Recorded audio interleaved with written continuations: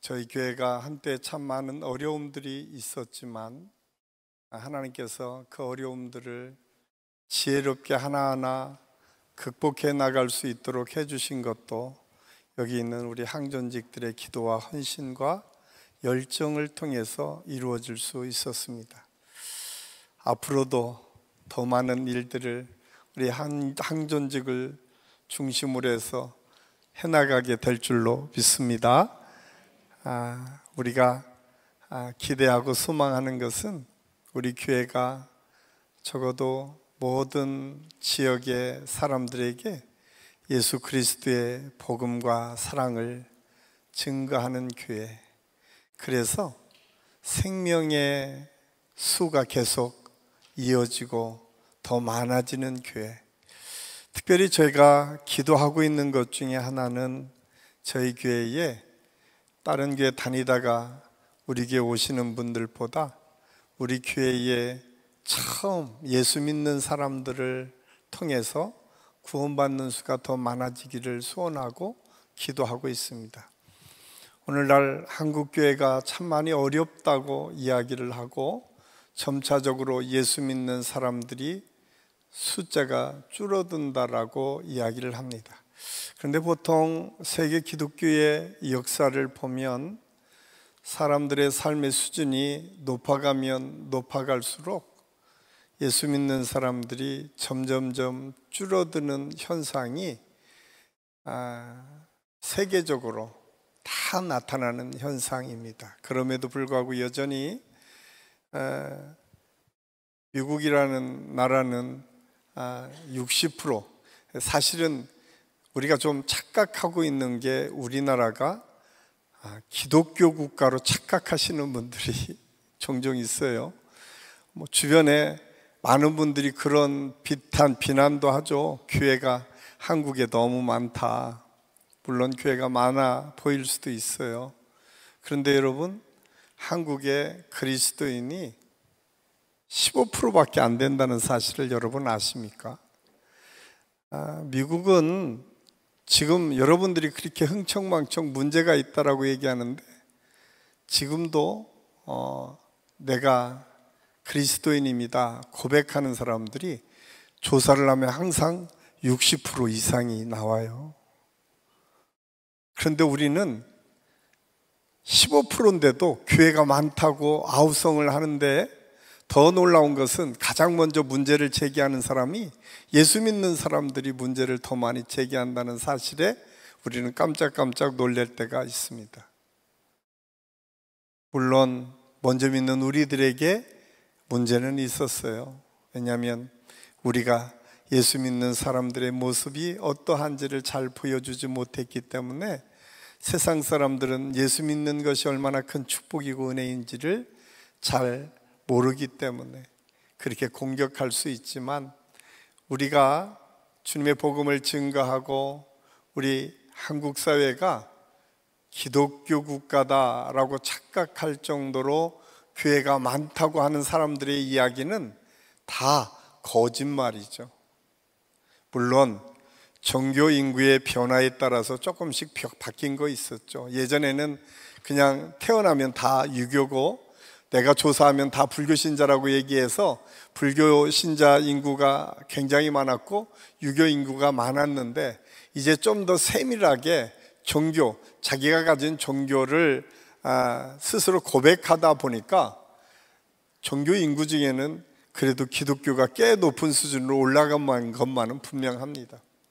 그럼에도 불구하고 저희 나라는 아직 기독교가 한 두 번째, 세 번째 종교로 지금 되어 있음을 알 수가 있어요. 그런데 그보다 더 중요한 것은 복음을 통해서 우리의 삶이 어떻게 변화되고 바뀌어지느냐입니다. 저는 우리 한국 사회가 누가 뭐라고 하더라도 이렇게 성장하게 된 배경 속에는 기독교, 하나님을 믿는 복음의 역사, 초창기 한국 사회가 복음이 들어와서 했던 이 사회의 변화의 역사는 누가 뭐라고 해도 부정할 수 없는 사실인 것을 알 수가 있습니다. 그런데 사회가 발전하면서 점점점 신앙이 무너져가는 것을 우리가 볼 수가 있습니다. 신앙이 무너져갈 때 나타나는 대표적인 현상은 개인주의입니다. 이제 철저하게 개인의 삶을 더 중요하게 여기는 사람들이 많아졌죠. 물론 개인은 존중받아야 됩니다. 그런데 더 중요한 것은 우리나라의 개인주의로 가면서 더 크게 나타난 것은 정신적인 문제가 더 심각하게 등장하고 있음을 알 수가 있습니다. 우리도 모르는 사이에 이제 정확하게 통계는 되어 있지 않지만 우울감을 느끼는 사람들을 조사하면 종교 인구나 그렇지 않은 인구나 거의 비슷할 정도로 우울감을 느끼는 사람들이 많아지고 있는 것이 지금 오늘날 우리가 살아가는 시대의 모습인 것을 알 수가 있습니다. 그 이유 중에 가장 첫 번째가 무엇인가? 비교하고 자기 아이덴티티, 자기의 삶이 지금 무엇인지를 제대로 알지 못하는 데서부터 나타나는 현상인 것을 우리가 부정하기 어렵습니다. 저는 오늘 우리 항존직 처음 출발하면서 오늘 이사야 49장 1절에서 6절까지 말씀을 통해서 하나님께서 우리를 왜 부르셨을까? 하나님께서 저와 여러분을 예수 믿는 사람으로 부르신 이유가 무엇일까? 하나님께서 이스라엘 백성들을 부르신 이유가 무엇일까를 오늘 이 말씀을 통해서 다시 살펴보려고 합니다. 또 하나는 하나님께서 우리를 부르셨을 때에 우리는 어떤 존재인가를 다시 한번 깨닫는 것이 중요합니다. 항존직, 한번 직분을 받으면 그 직분은 계속 간다라고 해서 항존직이라고 하는 의미가 있는데, 오늘부터 항존직은 항상 그 자리에 존재하는 직분, 이렇게 바꾸는 게 좋을 것 같아요. 금요일마다 항상 그 자리에 지킬 수 있는 직분을 가진 사람들이 항존직이다. 저는 우리 안식교 항존직은 금요일마다 이 예배의 자리를 지킬 수 있기를 간절히 소원합니다. 여러분, 지금은 우리가 기도해야 될 때예요. 최근 많은 분들이 우리나라가 경제적으로 참 많이 어렵다고 얘기를 합니다. 그런데 예전보다는 훨씬 좋아졌기 때문에 우리는 그 어려움을 잘 이해할 수가 없을 때가 있어요. 저는 그런 꿈을 항상 갖고 있어요. 어려울 때 어려움을 잘 극복하고 이겨나가는 것이 하나님의 축복받는 비결이다. 저는 이 자리가 그렇게 어려울 때에 하나님의 축복을 확실히 받는 은혜의 시간으로 바뀌어지는 시간이 될 수 있기를 간절히 소원합니다. 우리가 그런 비전이 있어야 돼요. 우리가 모두가 다 잘 사라지는 것처럼 보여지니까 이제 적당히 이 자리를 지키면 내가 죽을 때까지는 이 정도 살겠지라고 생각을 할 수도 있겠지만, 우리 그리스도인들에게는 그보다 더 중요한 목표가 있어요. 그 목표는 하나님께서 저와 여러분에게 맡겨주신 사명입니다. 그 사명을 우리가 깨닫는 것이 중요해요. 개인 누구로 이 땅에 존재하는 것이 아니라 하나님의 사람 누구로 존재하며 살아가는 것이 더 중요하다는 사실을 알 수가 있습니다. 오늘 성경은 이렇게 말씀합니다. 우리는 적어도 가장 먼저 놓치지 말아야 될 게 하나님께서 기억하는 존재입니다. 별로 믿어지지가 않으신가 봐요.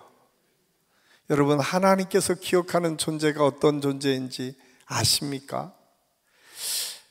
아마 지금 이명박 대통령, 우리 지금 이재명 대통령님이 여기 만약에 오신다면, 이재명 대통령이 오다가 저 이름만, 윤교희 목사님 너무 오래간만이다 악수하면 대단해 보이죠? 사람들이. 대통령 옆에 가려고 하는 이유가 뭐예요? 그 권력을 가진 사람에게 뭔가 알아주는 것이 대단한 것처럼 여겨지기 때문에 그런 거 아니에요? 그런데 여러분 한 사람 한 사람을 누가? 온 우주 만물을 창조하신 하나님이 기억한대요. 별로 좋아하지도 않으신, 그것이 얼마나, 아니 일국의 대통령만 돼도 그 옆에 아는 척만 해도 대단하게 보이는데, 온 우주 만물을 창조하시고 지금도 우리의 생사화복을 주관하시는 그 전능하신 하나님이 나를 초청하시고 부르신다면, 만약에 대통령이 초청해도 뛰어갈 판인데, 대통령보다 영원한 능력자이시고 이 세상을 창조하시고 이끌어 가시는 그 분이 저와 여러분을 기억하신다는데, 오늘 이사야 선지자를 통해서 주시는 첫 번째 메시지가 그거예요. 내가 너를 기억한다는 거예요. 하나님이 우리를 기억하신대요.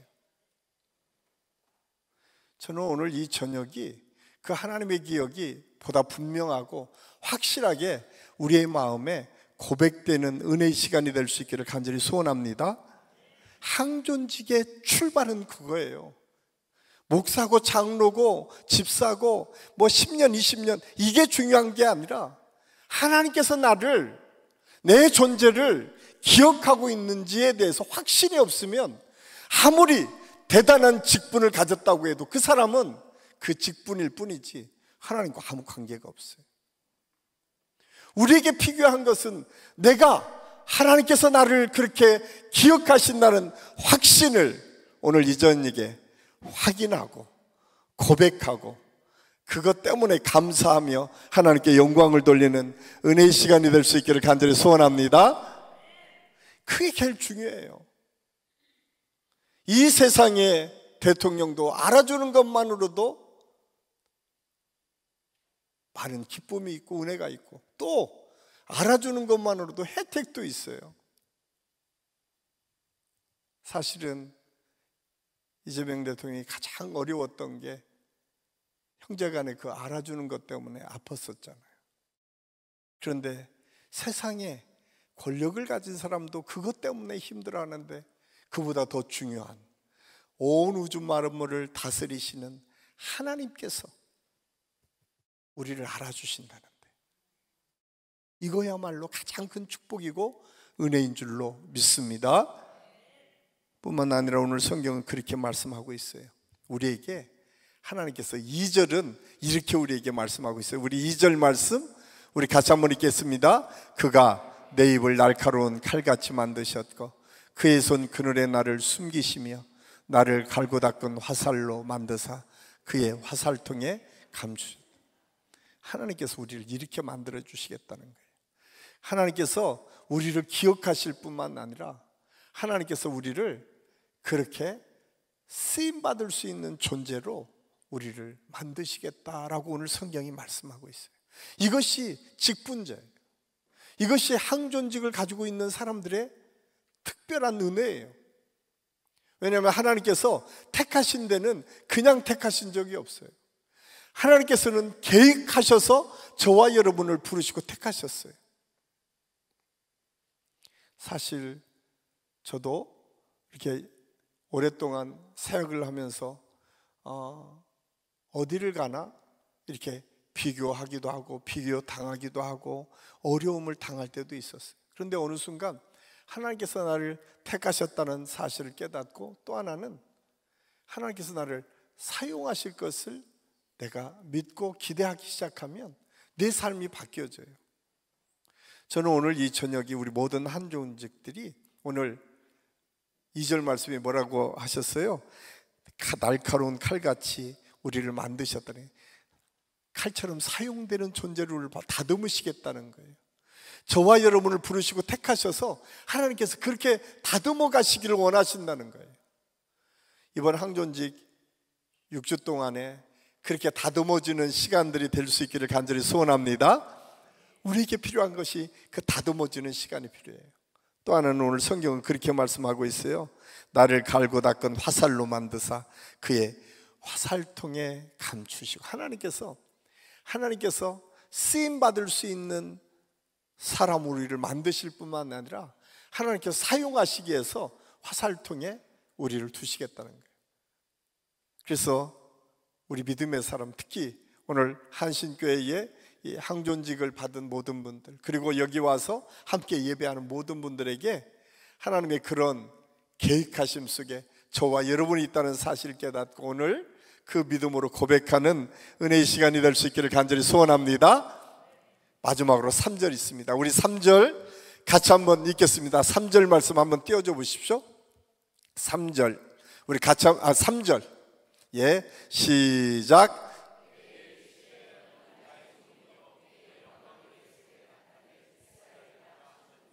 아멘. 오늘 이 말씀이 저와 여러분에게 임한 줄로 믿습니다. 오늘 이사야 49장은 예수 그리스도가 이 땅에 오셔서 우리를 구원할 메시아이심을 선포하는 이사야 선지자의 예언입니다. 그런데 이 말씀을 통해서 예수 그리스도가 이스라엘로 우리를 택하시고 불러주셔서 누구든지 예수 그리스도를 믿는 믿음의 사람들에게 동일한 하나님의 은혜를 약속하셨어요. 누구든지 예수 그리스도 안에 있으면 오늘 3절의 말씀처럼 하나님께서 이스라엘로 인정하실 뿐만 아니라 그 이스라엘을 통해서 하나님의 역사를 바꾸어가는 하나님의 능력의 사람으로 바꾸어가시겠다고 오늘 성경들에게 말씀하고 있습니다. 그러면서 6절 이렇게 말씀합니다. 6절 우리 마지막 6절 같이 한번 읽겠습니다. 6절 시작.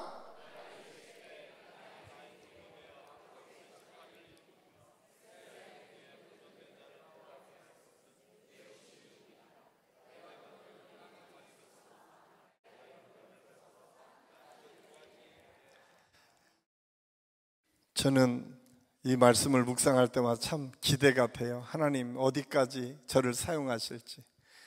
오늘 이 저녁에 오신 모든 분들이 이 말씀 붙잡고 오늘 기도했으면 좋겠어요. 하나님, 나를 이방인의 빛으로, 이방인은 우리 믿지 않는 누구가 될 수 있겠죠. 믿지만 아직도 어둠 속에 있는 많은 사람들에게 빛으로 우리를 보내셔서 그 역사를 이루어갈 수 있는 믿음의 사람들로 하나님께 세우시기를 원하십니다. 저는 우리 항존직에게 필요한 것이 무엇인가? 항존직은 첫 번째는 아까 제가 오늘 기도하는 중에 항존직은 항상 그 자리를 지키는 분이어야 된다. 그 자리를 믿음으로 지키는 분, 가정에서도 마찬가지고 교회에서도 마찬가지고 여러분의 직장에서도 마찬가지고 사회에서도 마찬가지고 항상 예수 그리스도의 복음을 지키는 그 자리를 지키는 믿음의 사람이 항존직이다. 또 하나는 오늘 이 말씀의 6절의 말씀처럼 빛으로 그 변화를 이끌어갈 수 있는 믿음의 사람들 우리를 세우시기를 하나님께서 원하세요.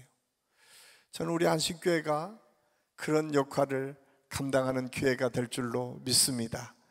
그러기 위해서 우리에게 필요한 것은 그런 분명한 자의식이 있어야 돼요. 우리에게 자의식이 있으면 하나님께서 기름 부어서 여러분을 사용하여 주실 줄로 믿습니다. 제가 끊임없이 감사한 것 중에 하나가 제가 듣기 싫을 정도로 저희 어머니가 기도했어요.